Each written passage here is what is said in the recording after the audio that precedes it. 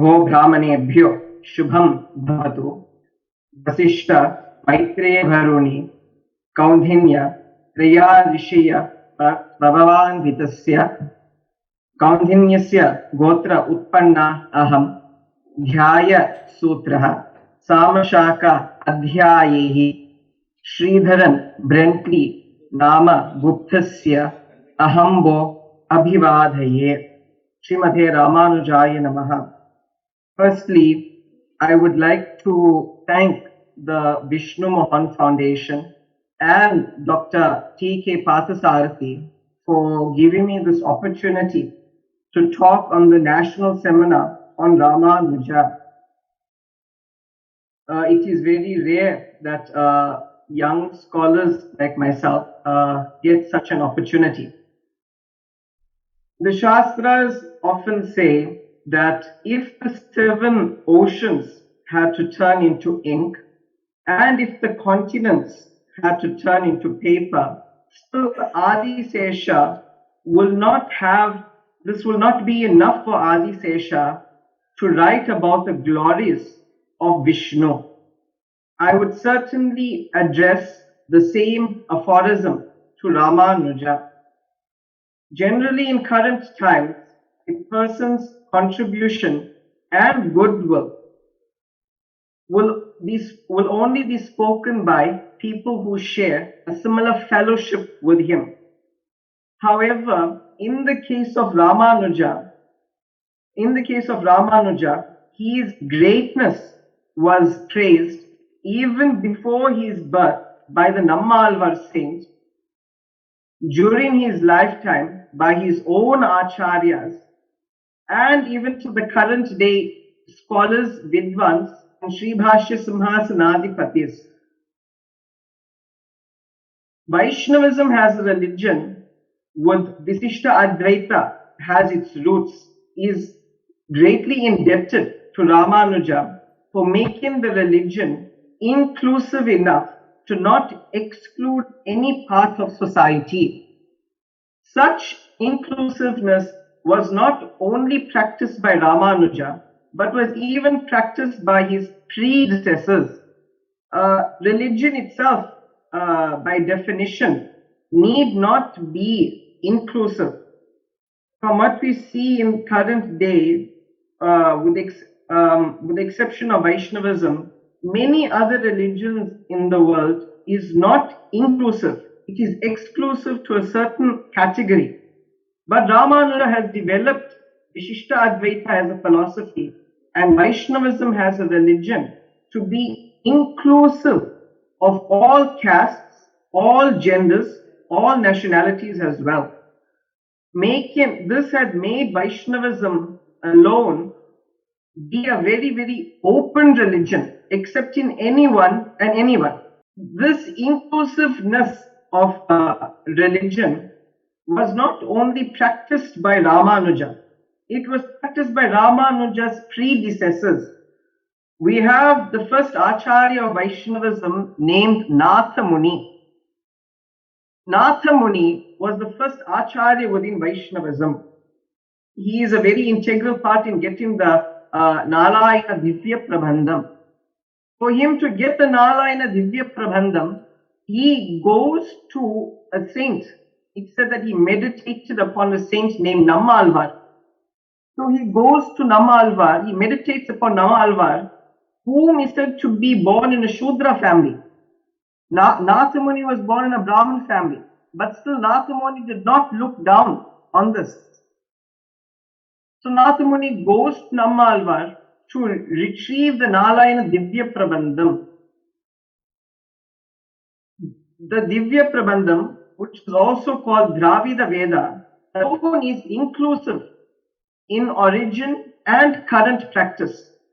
If we have to compare the Divya Prabandham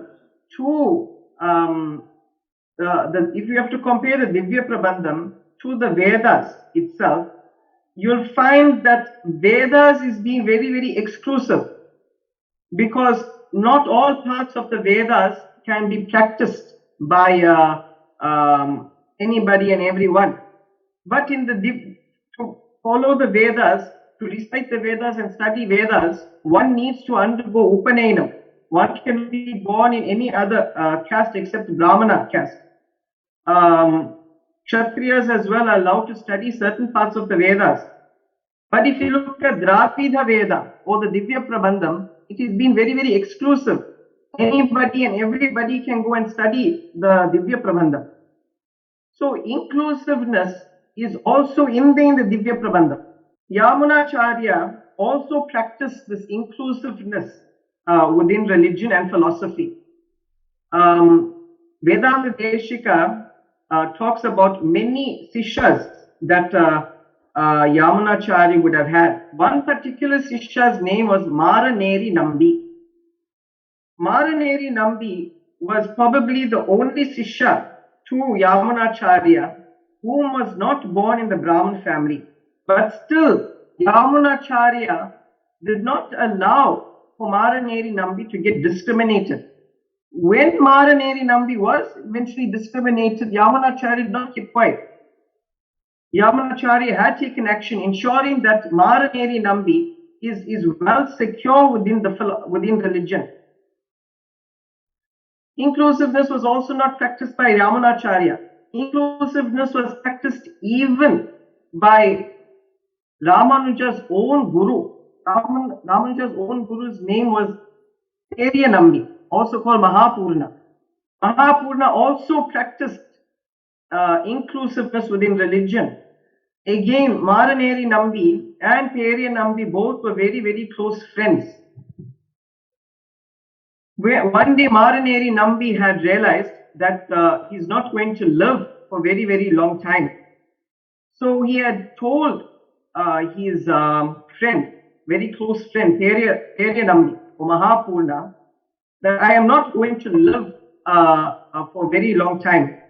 But I do not have any children of my own, nor do I have any family whom will perform my final rites. Afterwards, after citing this, Mahapurna said that he will do the final rites for Maraneri Nambi.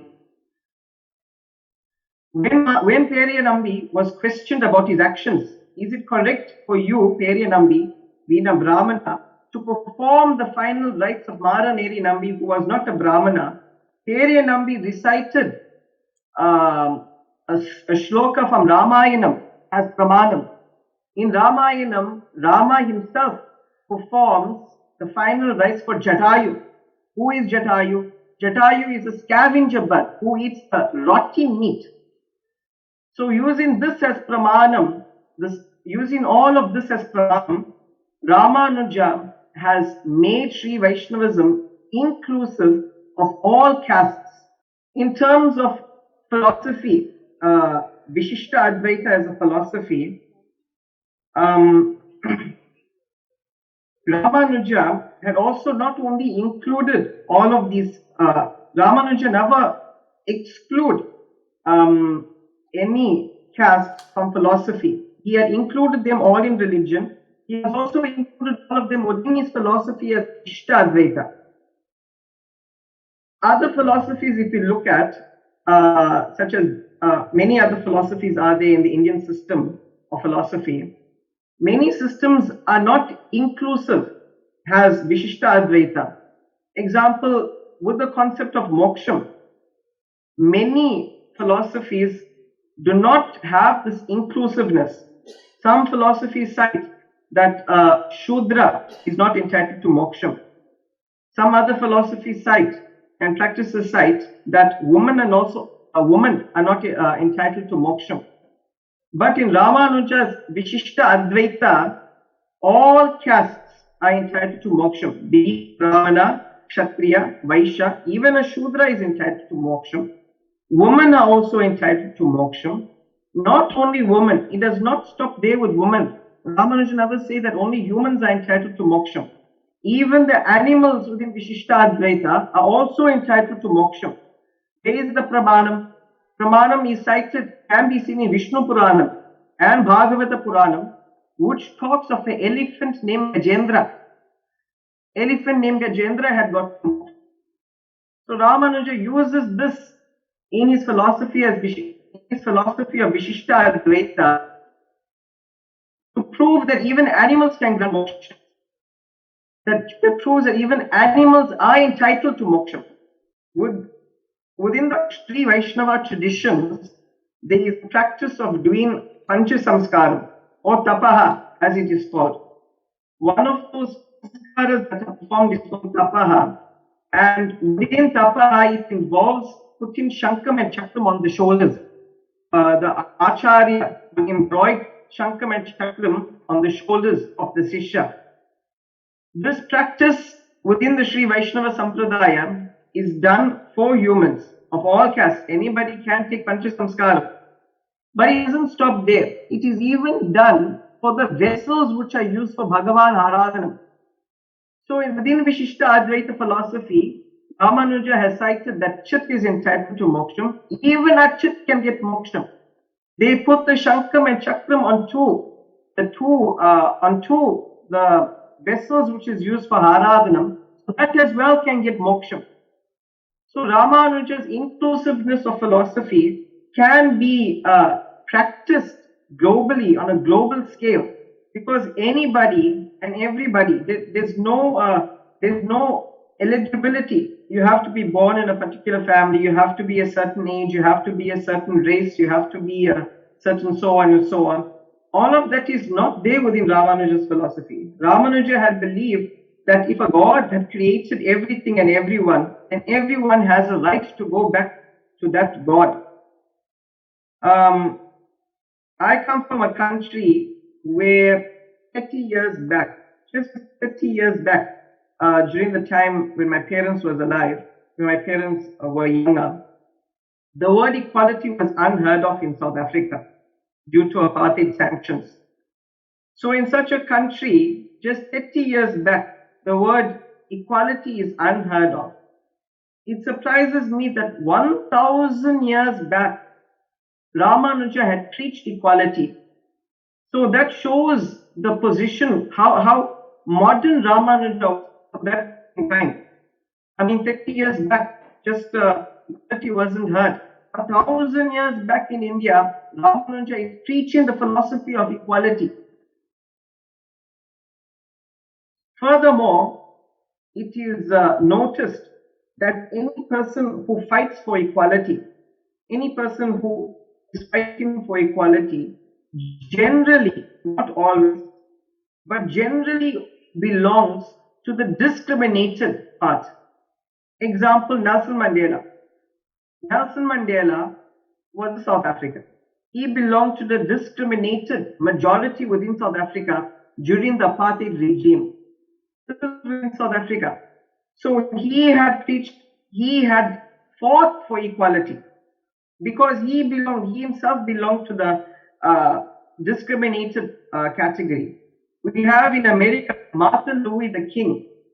Martin Louis the King as well belonged to the black discriminated minority that existed there. But Ramanuja, in Ramanuja's case, Ramanuja belonged to a Brahmin caste. He did not belong to the part of society which was being discriminated and excluded. This discrimination didn't apply to Ramanuja. But still, Ramanuja, due to his, due to his kindness and his personality, he still went and propagated equality within temples. At one point in time, within India, Shudras and other lower castes were not allowed within the temple. Ramanuja had included that as well. He had changed that practice and included them within this. So Ramanuja's inclusiveness and equality did not stop within the confines of Vaishnavism and India. He has made his philosophy and religion inclusive enough that it can be followed by anyone around the world, irrespective of their background and culture. His search for equality within Vaishnavism has made religion more broadly accepted, has made religion more broadly accepted by everyone in the world, hence holding up his title to Jagadacharya. Once again, I'd like to thank Vishnu Mohan Foundation and Dr. T.K. Parthasarathy for giving me this opportunity. Namaskaram.